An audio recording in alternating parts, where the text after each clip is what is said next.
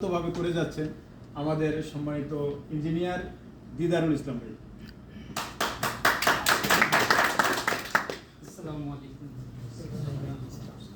আমরা সবাই বাংলাদেশি এখানে, তো সৌদি আরবের দ্বিতীয় বৃহত্তর কমিউনিটির লোক আমরা।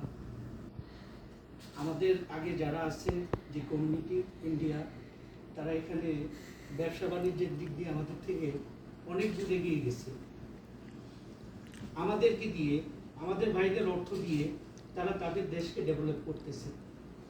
আর আমাদের এই প্রসেসটা যিনি করছে আমাদের কেফের ভাই, আমি অনেকগুলো ইন্ডিয়ান হসপিটালের সাথে জড়িত, ডিজাইনের কাজ করছি, এখানে সলমান হাবিবের মতো বড় বড় হসপিটালে কাজ করছি।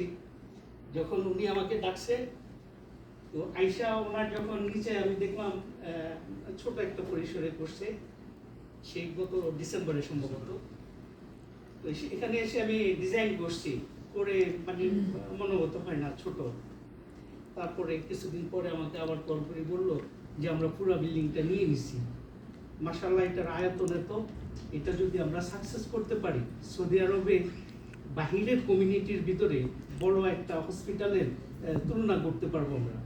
এবং আমরা ওইভাবে আগাচ্ছি। নিচে যেভাবে আমাদের কাজ হচ্ছে, উপরে হবে, সেকেন্ড ফ্লোরও হবে, ফার্স্ট ফ্লোরও হবে। এটার জন্য যেটার প্রয়োজন আমরা সবাই জানি, কিন্তু সেটা হচ্ছে অর্থ। অর্থের কথা কখনো কাজে হয় না। মিটিং করতে পারবো, খেতে পারবো, চলে যেতে পারবো, কিন্তু কমপ্লিট হবে না কিছুই। যদি বলি কালকা করব, সেটা কালকেই হবে, আজকে আর হবে না।